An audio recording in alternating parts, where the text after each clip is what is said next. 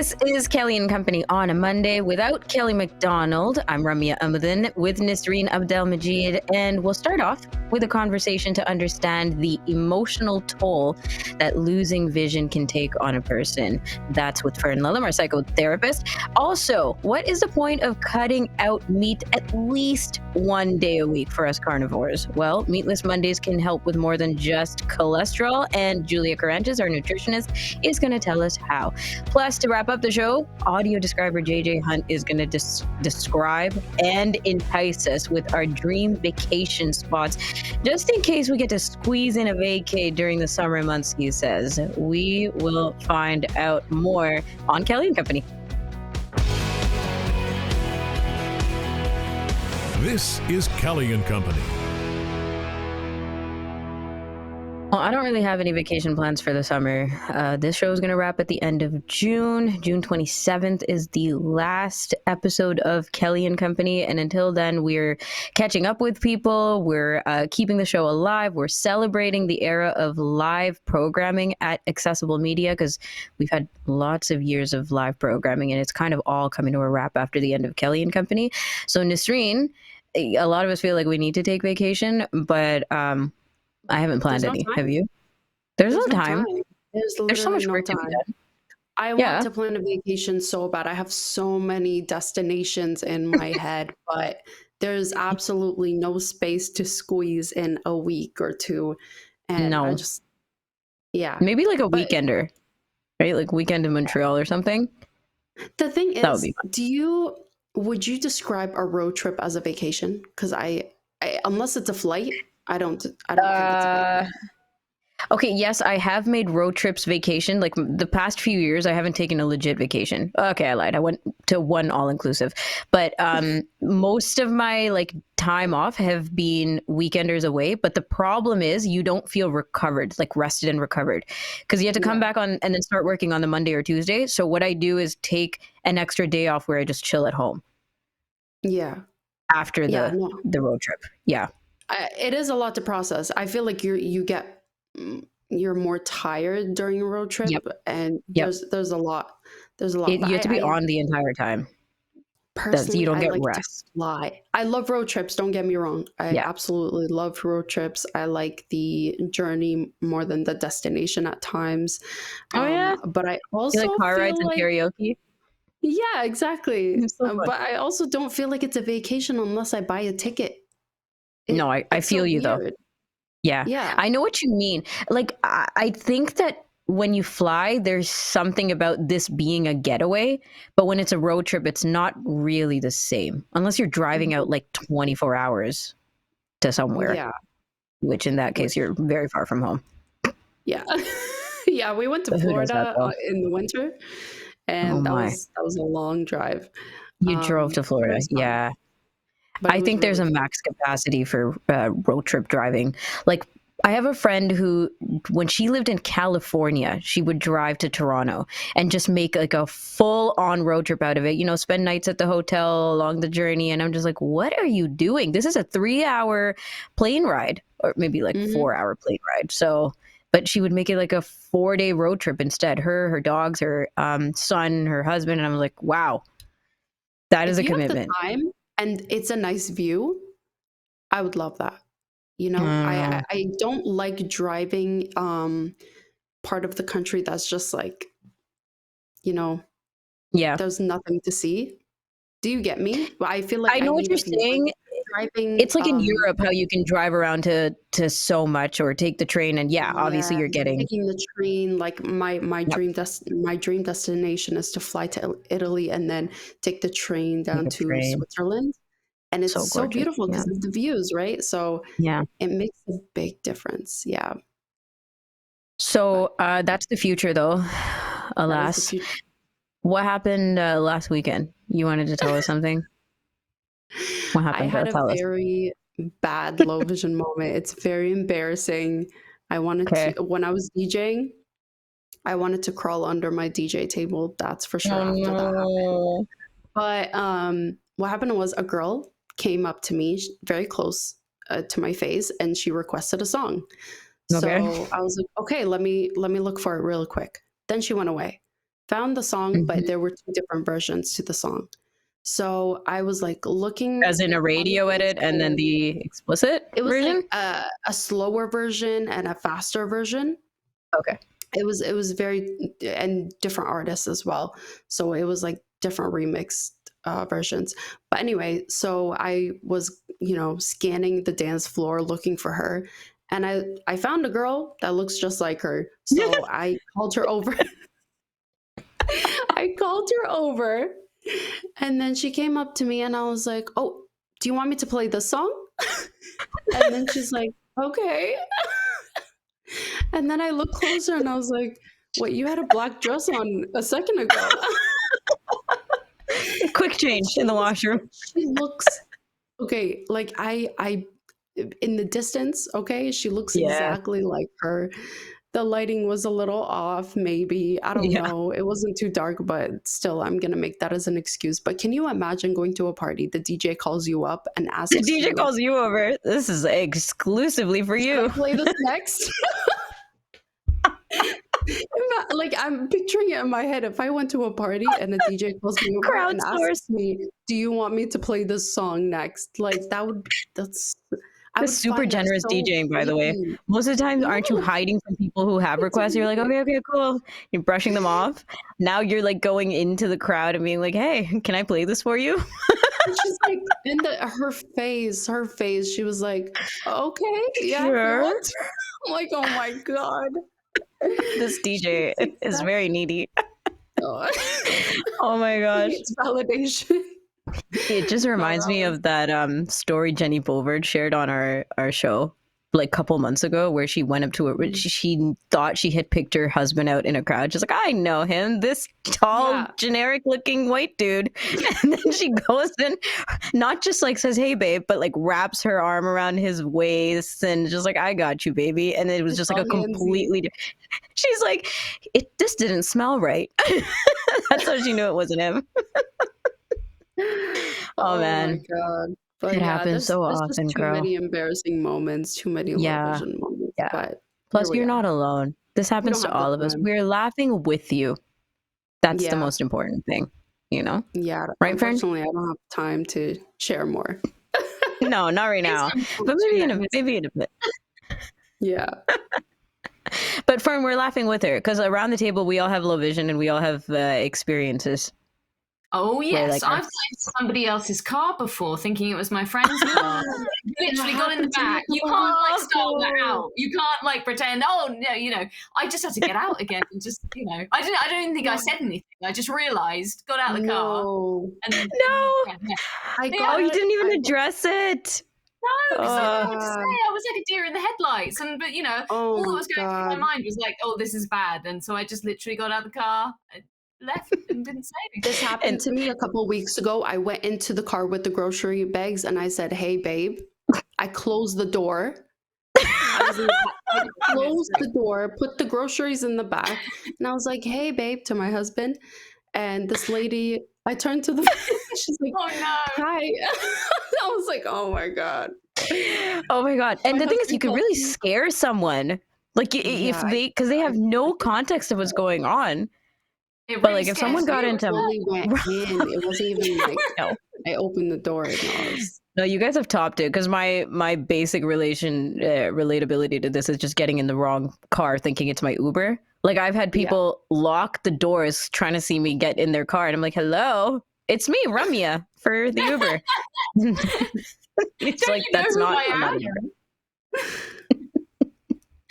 not my Uber, not an Uber.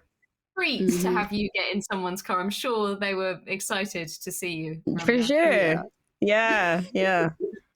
Friday nights getting in random cars? Nope, I don't think so. Okay, so like kind of in the same vein of things, but a little bit more on the series, and we are going to talk about adaptation with you because we have to adapt to change all the time in life. I wouldn't even say sometimes. New jobs, new babies in the family, new technology, maybe you're moving. That's relatable for me, like at the moment.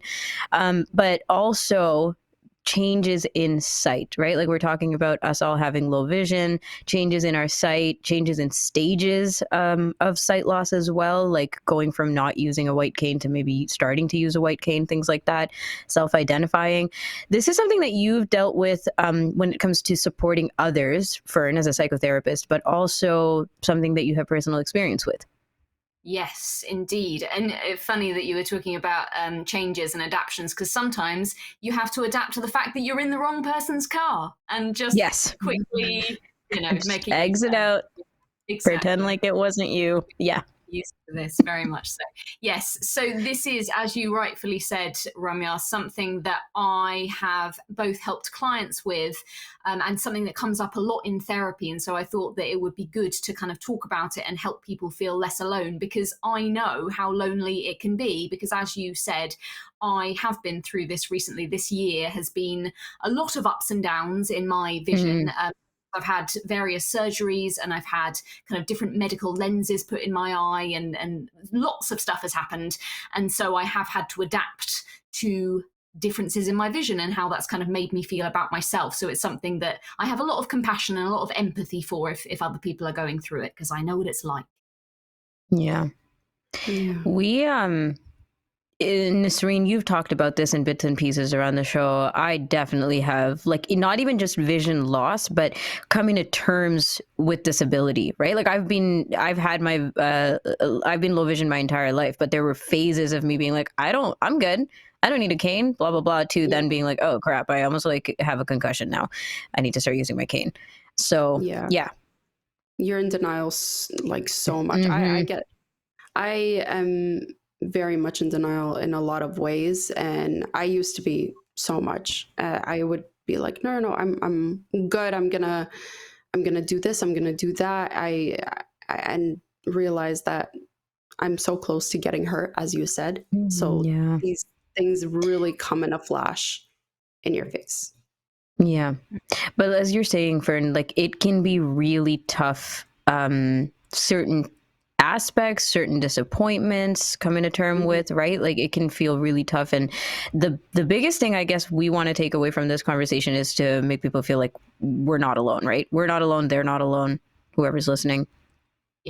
Yeah, absolutely. Yeah. And I think that is so important, because it can be such a lonely place, especially if you're surrounded by people who maybe aren't visually impaired or don't have any kind of disability. And it can sort of feel like people can walk alongside you and people can say nice things, but then it's easy to kind of watch them go back to their lives and be able to see, able to do all of these things that we often wish that we could do so effortlessly and so easily without thinking about it, and all of these things that seemingly other people can take for granted, and to kind of feel like, well, it's nice that they were trying to understand, and I know that they're trying to make me feel better, but actually they don't have to think about this, that this is not their lives. They don't have to live with it every single moment of every day like I do. And I think that can make you just feel so lonely and so misunderstood. And, it's kind of a disconnect there.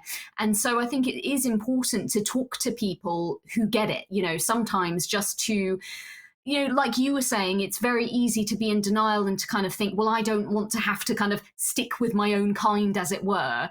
But I think sometimes any aspect of life, whatever experience we've been through, sometimes it can be really engaging and powerful and validating to talk to somebody who says, I know exactly how you feel because I've been there too. Even just these experiences that we've just been comparing or kind of laughing about awkward moments that you have, there's something in that you can share with somebody that you can't share in quite the same way with somebody who's never experienced it in their own life.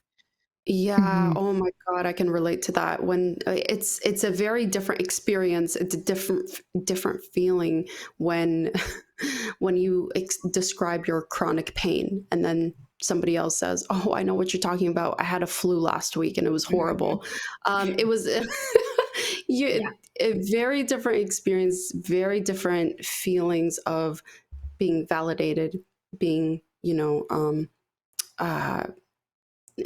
adapting to change, and just feeling accepted in the community as well. There's a big difference in that. So when you hear somebody say, okay, I've done lens implants as well, I I feel you, because it is disappointing when things don't work out the way you thought it would be, when promises were made from doctors, when things come up that weren't expected, when you were told that you can't drive, and it's very disappointing. When these things come up, you want to hear from someone that experienced similar, if not the same, experiences. So it is challenging. But what are the main emotions that can come up as a result of changes in your sight?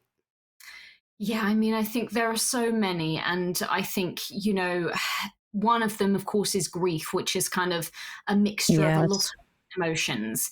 And I think what we're faced with in these moments are some really uncomfortable feelings. And I think, obviously, there is sadness, and there is, like you said, Nisreen, a lot of disappointment.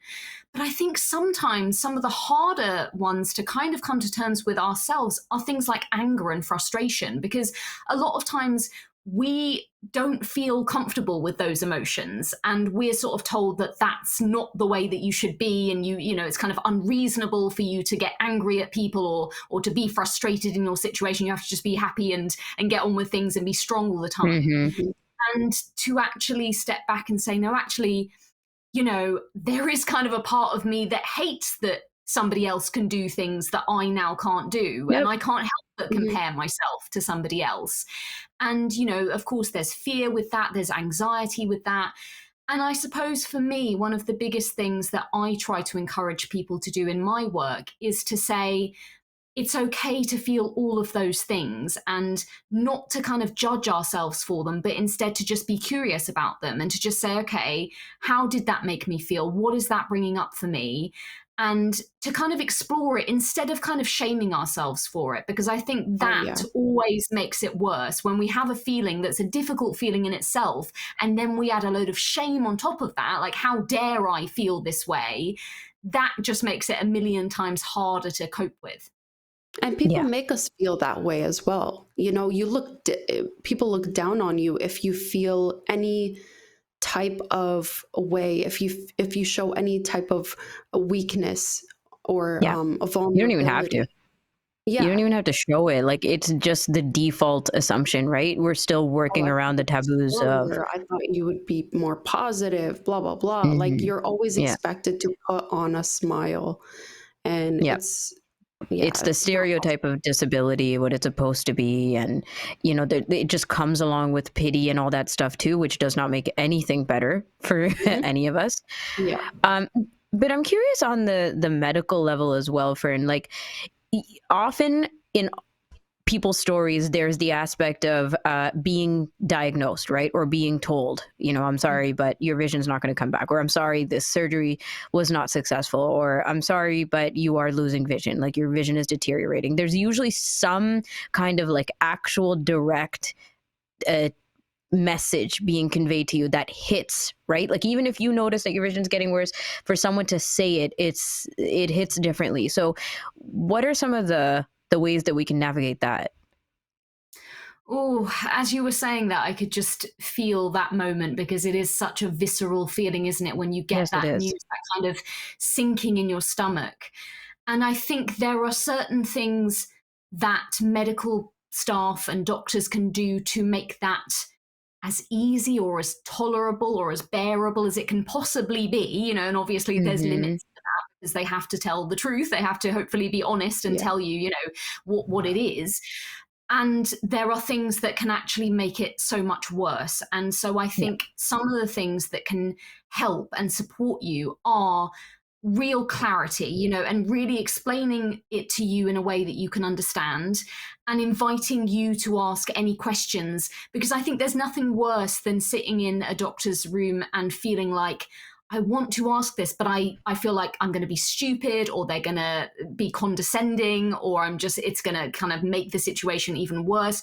I think really what we want in those moments is humanity and a connection between us and that person, where we feel the trust that we can be vulnerable enough to say, actually, I don't quite understand what you just said, or what is that going to mean for my life? And to have that understanding that even though this person is not someone who's going through it, that they get that we have a life outside of just coming to hospital appointments. You know, they might see us once every how many months, and we're sitting there, and maybe we are, because I think personally for myself, I am actually very guilty of always putting on a happy face often when I see doctors and being like, okay, you know, well, what can you do? And trying to make a positive out of the situation. And what I've learned is that sometimes actually it's really important to just be honest with your doctor about how you're feeling and how this is impacting you in your everyday life. You know, you have a job, you may have a family, there's lots of responsibilities that you have in between seeing this doctor in this appointment, and ways that it's affecting you. And I think that's so important to actually get that across sometimes. Not just because maybe it will help them to kind of come up with a plan or a strategy or a way forward, but also just to make that understanding so that it hits home and people go, oh yeah, this is actually having a major impact. You know, I'm just giving someone some news and they're just kind of like another patient on my list. But actually, this is a well-rounded human being here, and this is going to impact them in a really big way. And so I think it's a two-way thing. I think they need to be honest and open with you, but I also think that you need to be really brave and do the same back. Yeah. And it doesn't matter how, you know, what the doctor really says, you need to be honest, because a lot of times they make it harder. And I was the same way. I put on, you know, I always had to put on like a brave face and smile and being like, oh, I can do whatever. I said the same thing. And then one time I'm like, you know, I need to be honest. Excuse me. I need to be honest because I felt so much pain in my back. I couldn't get out of bed for a couple of weeks, and I need to be upfront and tell her how I'm feeling. So one time I went to my doctor and I was telling her how I'm feeling. She's like, wow, Nisreen, I'm surprised. You're usually more positive. And I'm like, so it's you really, people, like some doctors just forget that, you know, we are here for a reason. We are here to get medical help, for them to support us, for them to help us out, to make us, you know, for obviously health reasons. So you're not going to always put on a brave face and pretend everything's okay when it's really not. Okay. That's just how it is. In what ways might this impact your relationships with those around you, like friends or family? Yeah, I think it can have a major effect. I mean, I was just thinking then when you were talking about medical professionals, that sometimes one of the effects is that people don't believe us. You know, sometimes on tests or on scans or even so when we're talking about family and friends, it might be how you're acting, how you're behaving, where you say, this is impacting me in this way. And people go, oh, well, you know, it's not that bad, is it? You know, they're trying to make kind of a bad situation better. And yeah, exactly, and fix it in some way. And actually then you feel even more unseen and sort of unsupported, because then you're not even believed for your own personal experience. So it feels like it doesn't matter what you say, you're going to be dismissed. And I think people can dismiss us in so many ways. They can do it in a mean, negative way. But I think very often when it comes to disability, it's not actually intentionally mean, but there are so many ways we can feel dismissed, right? There are so many ways where people can try to make the situation better, but actually you're not listening to me. You're not actually hearing that I'm in a really bad place right now. And like I say, that might include some of these uncomfortable emotions like anger, where we might actually have an outburst at somebody we love because they're not doing things in the way that we need them to, or they're actually making it harder for us. They're not considering us. Maybe they've left something right in the middle of the room and we fall over it, and it just it's the straw that breaks the camel's back. And I think what I kind of want people to know is that, you know, you kind of do have to strap in here, and you have to say, this may not be an easy ride. And there are going to be moments where there will be friction. There will be moments where it's really hard for both sides because you feel sad, and as a result, they feel helpless. They can't help you. And so then you almost feel guilty because you know that they want to help you, but they can't. And then you feel like a burden. And it's almost like this awful ping pong match of feelings and wanting to help each other and wanting to connect to each other, but actually feeling more and more disconnected and alone in your experience. And that can be really, really tough on any kind of relationship. And so I think we really need to think about how can we approach this to make it more positive. It resonates so much, like, honestly. And the thing is, it's not like you could just throw someone your, virtual reality glasses and be like, here, experience it for a day so you get it, right? Like, we try to do that in different ways, but it's really not that. Like, you're not going to get the full emotional scope if you're not living through it. And like you said, right, one day you might be fine, and then the next day you trip over something and you're just like, I hate everybody around me. Yes. So or like genuinely inconsistencies with our disability as well. Like, one day you're in pain, one day you're not. One day you can see something, the next day you can't. You can't even necessarily explain it to yourself half the time, let alone, describe it to another person. So a lot of patience. But there are people who can make it better, easier, give us kind of a roadmap on how the next little while will feel like. And those are our doctors. I think that's the medical intervention side of things, because family and friends, they're just as unequipped as we are, right? Like, they're going through it as we're going through it.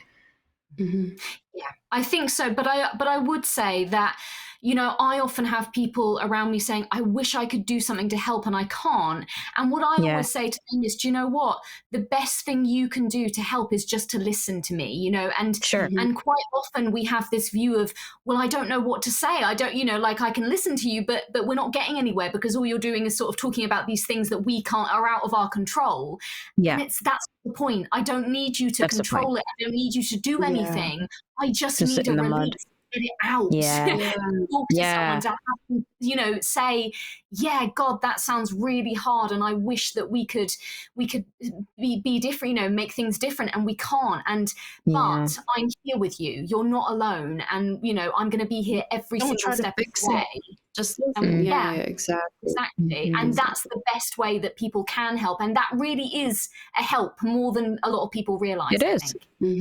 A huge help, like, because we can understand how we feel like a burden on people around us as well, right? So the fact that people are just like, don't worry about it, I'm here, like, that is a huge weight off our shoulders. Fern, thank you so much. This is such a good, deep conversation. I mean, we could go on for hours, couldn't we, about this? For real. I know. There's people waiting in line to tell us about Meatless Mondays. Thank you so much. Well, that's important too. Have something tasty. That is. Absolutely. We'll talk to you in a couple of weeks for our final chat with you on the show. Have a lovely show, ladies. Speak to you soon. Thank you. Fern Lulham joins us every other Monday, and we have a lot of these kinds of deep discussions. She is a psychotherapist as well, and of course, personal experience with disabilities leads to these interesting angles of discussions. Nisreen, what is the point in cutting out meat one day a week? Meatless Mondays can help more than just your cholesterol, and nutritionist Julia Karantjas is here with the goods. Julia, what would be the point in avoiding meat once a week? Starting small. Start small. Well, it's good for the environment. It actually can impact the rise in global temperature. So that is something that's a bit unique. I think most people don't think of.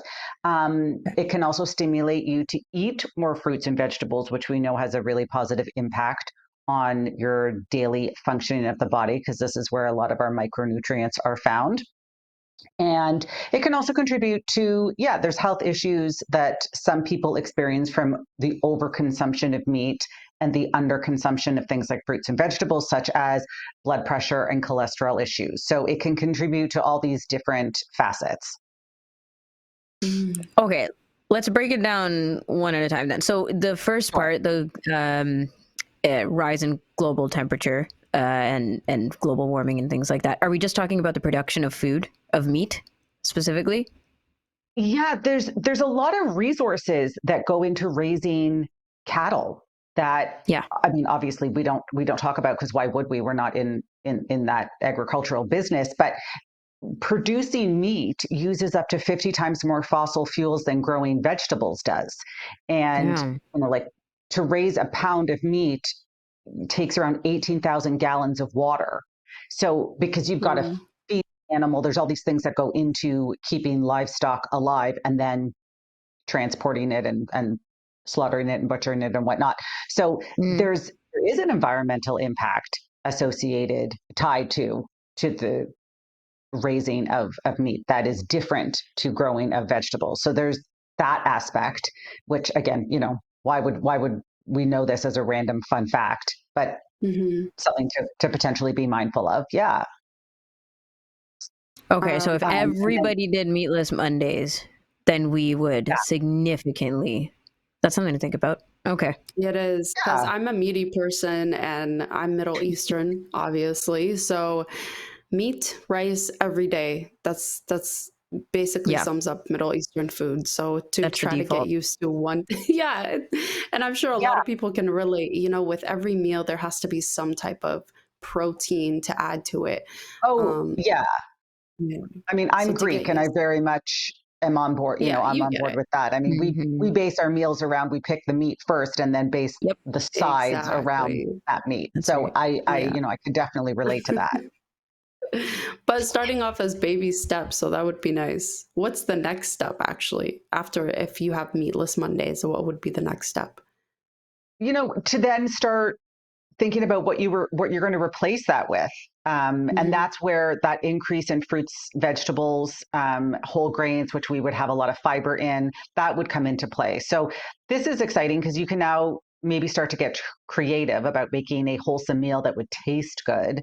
And you're going to be probably using a lot more vegetable. If you have chicken Parmesan, maybe you're replacing that with egg Parmesan. If you typically, put, like meat, you're doing maybe a chicken fried rice, maybe you're now adding extra vegetables to take the place of that meat, or perhaps tofu, something like that. So it allows for more creativity. And then the result of it is you're typically eating more good food that is giving you more nutrients, which is kind of, that's kind of the perk, because it's forcing and you, the thing is, right?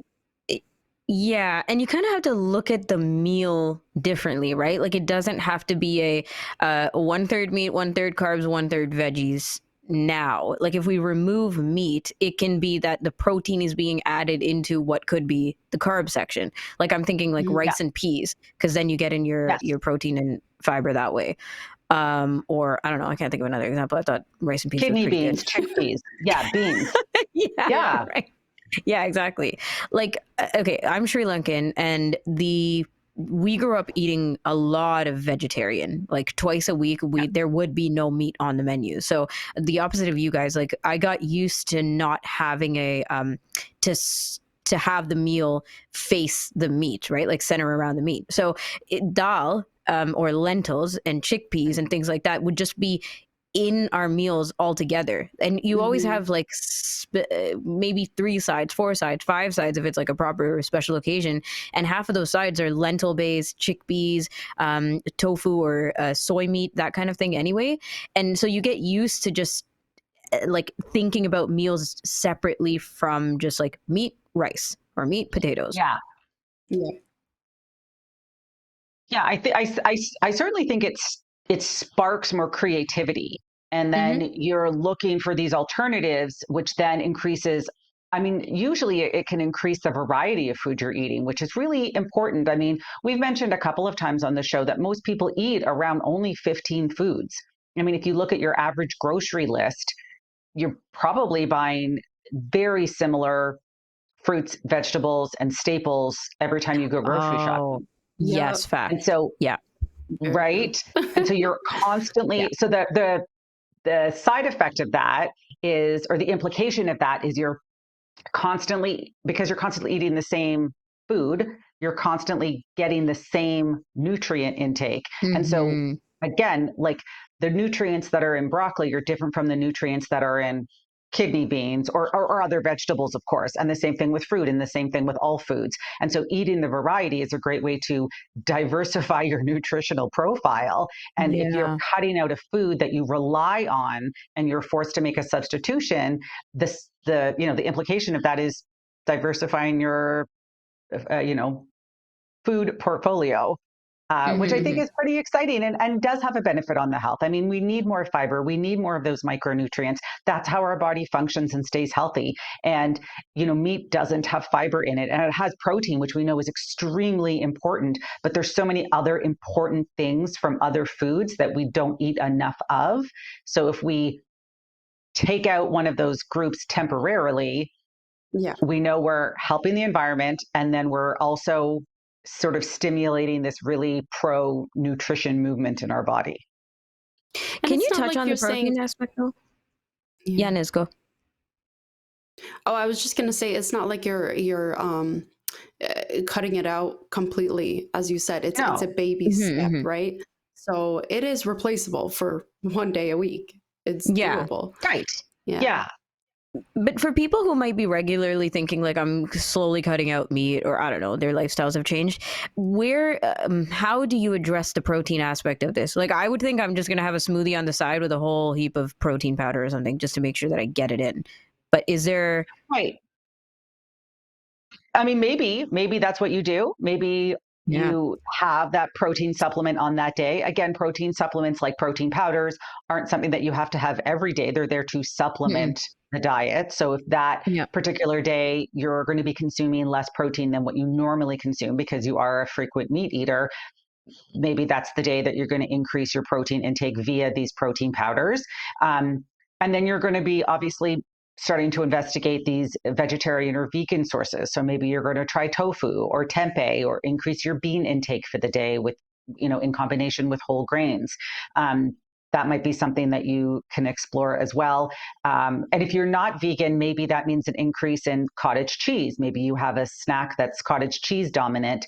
Again, getting that protein intake not from a meat source, like a flesh source. And that sounds so gross, but the body of the animal. So depending on if you're vegan or vegetarian, there's dairy that you can play with. And then of course there's these vegan sources like tofu, like tempeh. There's pasta made out of lentil. There's pasta noodles made out of chickpea.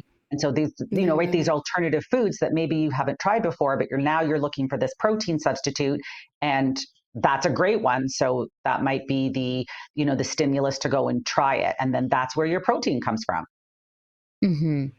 People have gotten so much more creative these days. So yes. That spark of I think content has really helped. Yeah, I think content's really helped with that. I know personally when I take a lot of recipes I'm not a chef. I mean, I'm a nutritionist, but I don't make recipes. I'm not that good at it, but I will definitely try recipes that other creators have made. And so maybe you are going to follow a vegan or a vegetarian, food creator, and you can get ideas from that. And that's, why they put that content out for people to use it and try it and share it. So that could be, that's a very easy resource. I mean, most people have some sort of access to social media. And when you live in a place like Toronto, you just try so many different kinds of foods. It exposes you to different ways of thinking about meals, right? Like if you're hitting the gym 4 times a week and you're just getting your protein in through a protein shake, you chug that and then you're set. Yeah. That's just a whole different mindset than being like, okay, I'm going to remove meat from my meals 1 day a week. What do I do to get around this kind of thing, right? I did a little Russian roulette on Uber Eats the other month. It was just last month or the month before. And I chose a restaurant that I had never eaten at before. And it was a type of food that I, hadn't really dove into. And I just started choosing the dishes that had been ranked the most popular. And nice. Yes. My mother-in-law came over and she said, "What did you order?" And I just said, "I don't really know, but I'm trying it." And it was, it was delicious. I'm not a picky eater, so I was excited either way. I just watched the spice level because I am a little sensitive to spice. But other than that, I just chose, all the things that had really high reviews, and that's what I ordered and what I had for dinner and lunch the next day. So, maybe make it like a bit of a fun experiment. Maybe you get together with friends and you all just order a bunch of food that you've never eaten before just to give it a go. For real. Yeah, exactly. Yeah. And it helps you expand, like just more exposure, right? Especially around that. Yes. I'm still in shock about the same 15 items. Like we all order the same 15 groceries because it's true. It's actually true. And I'd like to think of myself as adventurous, but I'm thinking about it. I'm like, I just hit like reorder on a whole bunch of my stuff. Before we go, can you just address that cholesterol part and all the other things around our body getting used to not having meat? Yes. So, I think it's twofold. I don't want to villainize meat. We know saturated fat is really good for brain health. And there's lots of studies coming out now where we see that increase in saturated fat has decreased rates of Alzheimer's and dementia. So we know saturated fat plays a really important role. We know it's great for men and testosterone levels. So I'm certainly not here to villainize it, but there are so many other types of fat and types of, again, nutrients that are not in meat. And so if you have this meat-centric diet, again, always focusing, okay, well, we've got chicken, so I'll have rice and like maybe an iceberg lettuce salad. Well, what about all these other vegetables or grains that you could be eating? And so it's twofold. So your fiber is low, and we know that fiber helps to decrease the bad cholesterol in the body. We know that good fat might get low because you're not having these other foods like nuts and seeds, flax, for example, that have those good fats in them. So that drops. And then those bad cholesterol levels tend to creep up while the good ones tend to stay low because the diet is so heavy in one type of fat and not enough fiber. And so this long term, right, like you have this increase, and especially because it can be genetic, high cholesterol. So if you're already predisposed to it, it's not really helping you. Right. So again, you're not going to all of a sudden be a vegan, but those baby steps, like, okay, it's Meatless Monday. And we only say Meatless Monday because of that alliteration. I mean, you could do Meatless Friday. It doesn't really matter what day of the week it is. But it's it's lowering the saturated fat, which then increases the ratio of the unsaturated fats and the other nutrients that are very heart healthy. Right. Okay, great. Yeah. Thank you so much. We will keep this in mind. Yeah. Could be fun. I think so. It is. And you have Tuesday to look forward to because it's Taco Tuesday. So right? Yes. Sometimes Veggie Taco Tuesday. Taco Tuesday. Yeah. Could be. Yeah. Awesome. Thank I've you made so a much, really Julia. good ground tofu that tastes like ground beef. So I need that recipe. So many options. Yeah. I'm in. Yeah. Awesome. Thanks, guys. Thanks so much. Take care.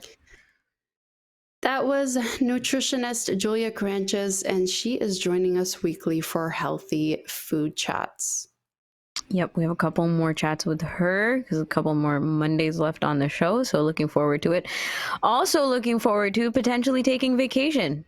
Probably virtually though for Nisreen and I, unfortunately. But JJ, we do deserve it. Whether or not we get the break, us hosts and everybody else on the Kelly Co team deserve the vacation. So can we just dream a little and you tell us what it would be like to be on vacation at these particular spots?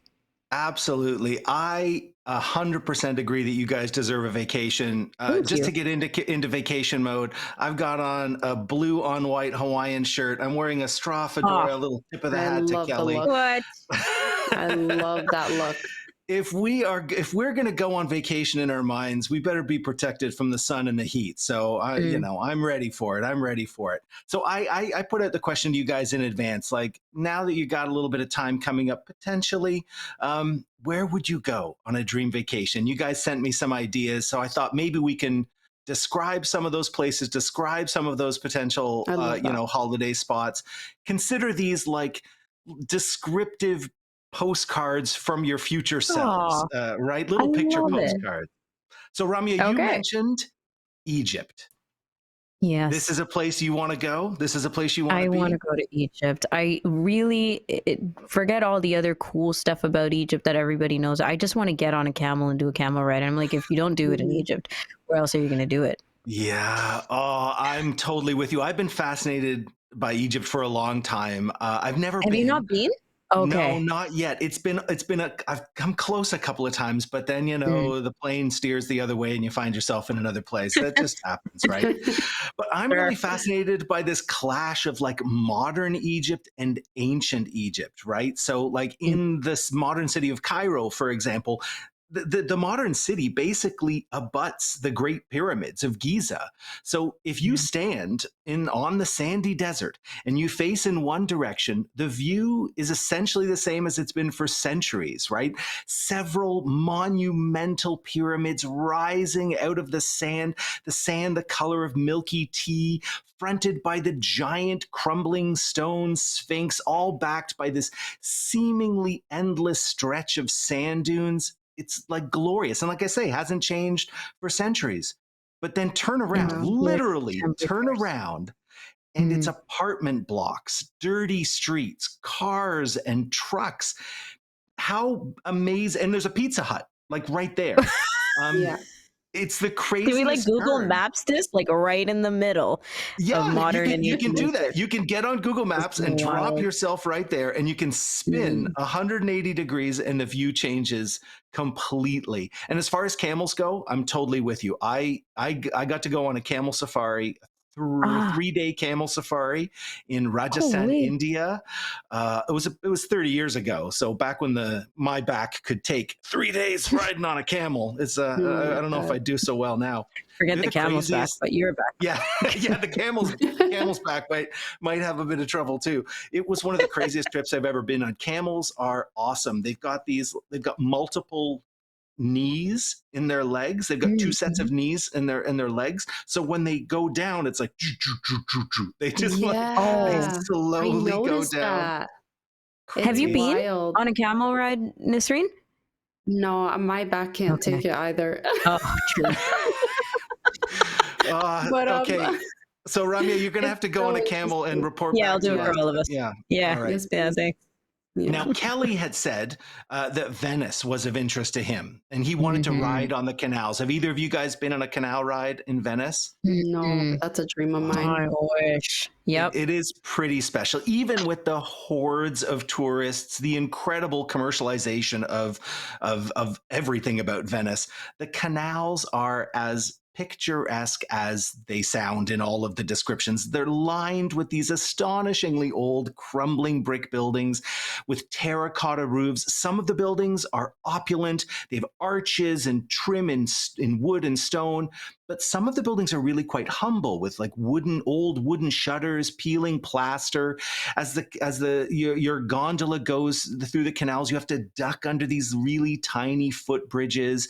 And then, of course, there's the sound of the gondolier's pole as it slips in and out of the water. And if you're lucky, and if you tip very well, the gondolier will sing, the operatic voice echoing off the red brick walls. I mean, it is it's pretty delightful. Yeah. That's the most touristy thing you can do, huh? Tip them well to sing for you. Yeah, but it works. It works. It works. Now, Nisreen, you said that you were interested in starting in Italy and taking a train to Switzerland. Yes. Is this a trip that is like, it could someday actually happen? I hope so soon. Yeah. She's saving. She's saving up. Yeah, I'm trying to save money. For that trip because I want to splurge for that trip. Oh yeah. I feel like when you go to Europe, you have to splurge. Yeah. So that's live it up. Yeah. Switzerland is hella expensive. The days of like Europe on $5 a day. I remember my parents had that backpacking book called Europe on $5 a day. Wow. Yeah. You don't get a panini for $5, no. let alone a hotel. Exactly. Yeah. Yeah. But I love a nice train trip. Train trips are amazing. They're so romantic. And you know, I mean, capital R romantic and little r romantic. Like everything about train trips is glorious romance. And this train trip from Italy through, to Switzerland, you're talking mountains, right? Train travel through mountains, total adventure. The views are ludicrous, soaring rock faces, walls of forest. And then you travel, when you go over a valley, you go over these improbable bridges. They're just so narrow. And you think, how could it possibly be that trains can pass over this safely? You get the coziness of the train, your tiny little cabin rocking you to sleep in your little bunk as you go to bed. But you also get the tangibility of the adventure, the sense of adventure when you're on a train trip in the mountains. Like whatever awaits ahead, this track has been laid across vast stretches of remote, empty land. You don't know what's coming in front of you, and you get to experience it all with a little bit of potential room service right to your cabin. Yeah. Miss Reen, I'm with you, man. I know. Honestly, me too. But that's you described No, it this so sounds beautifully. gorgeous. Yeah. I am sold.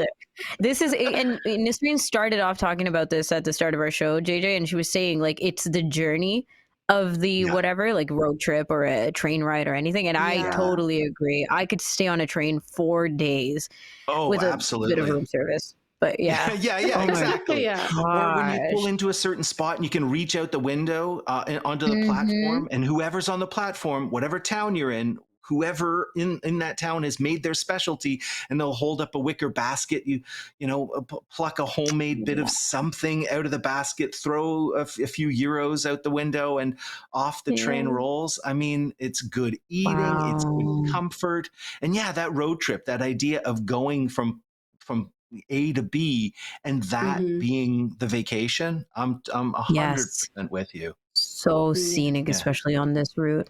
I'm so impressed. Okay. Do we have time for any more? Yeah, go. Beautiful. Do you have one for Mark? Yes. So speaking, Mark chose Paris. Mark talked about Paris. I mean, Paris is one of those places. If you have the dough, it's easy to live in Paris forever. A perfect place to just sit around in cafes and do nothing. If you can afford the price of the coffee refills, you can just sit on the. Yes, seriously. It's not bottomless refills in Paris. Oh, come on. No. Are you kidding? You get the nose turned up the at real that coffee. idea. Yeah, that's right. They're served in the tiny little cups, and you pay per cup. Oh, that is true. There's no French for bottomless. I know. My French isn't very good, and I definitely don't know the word for bottomless. But in Paris and the cafes, you're like right on the street corners, the outdoor patios, right on the sidewalk, sitting at a little round table with wrought iron chairs. Everyone's packed in close. Often there's an old striped cloth awning overhead because that cafe has probably been there for 100 years. The awning itself is probably 100 years old. And if you can afford it, you just eat baskets and baskets of croissants for breakfast and lunch. And then just eat the crumbs off your shirt for dinner because you're probably broke at that point, right? And also asleep. Are we getting any vegetables in? I don't know. No, it's just croissants, but then the coffee keeps you up. So yeah. Yeah, true. Croissants and coffee. I'm signed up. And then Matt talked about a motorcycle tour of Scotland. Like, talk about the road trip, right? I want to be in the sidecar of Matt's motorcycle. Great place for a motorcycle tour, by the way. Scotland, I hitchhiked through Scotland way back in the day. Glorious, winding roads through mountains of moss and brush, lakes and rivers dotting the land. And then, of course, like castles, like serious castles lifted right from the Lord of the Rings, like, on the edge of a lake or at the top of a mountain. Just wrap a hand pie or a Scotch egg in a cloth napkin, tuck it in your pocket, get on the motorcycle, hit the road, Matt. That sounds like a trip to me. Hit the road, Matt. That does. Matt would be pleased to know that you trust him, to be in the sidecar of his motorcycle. Absolutely. I'm a traveler with faith. Yeah. True. I mean, you did start off that thing by saying you used to hitchhike. So I understand. Would you hitchhike anywhere now, JJ? Do people hitchhike still?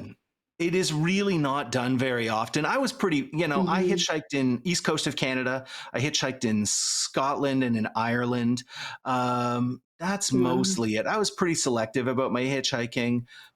You got to be careful. And it's really not done very often these days. Honestly, with rideshare apps and things like that, it's not that those don't cost money, but it has made kind of casual moving about from place to place so much easier. I think unless you get into remote communities, you probably don't, you just don't see a lot of hitchhikers at the side of the road anymore.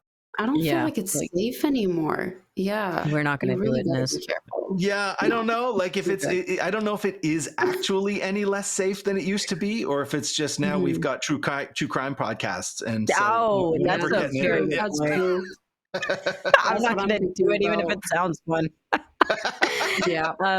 JJ, it's been an absolute blast. Thank you so much for always coming on here monthly with just gorgeous, absolute impeccable descriptions of every and anything out there. Even the most gross things, we're just, we're like, I want to know more.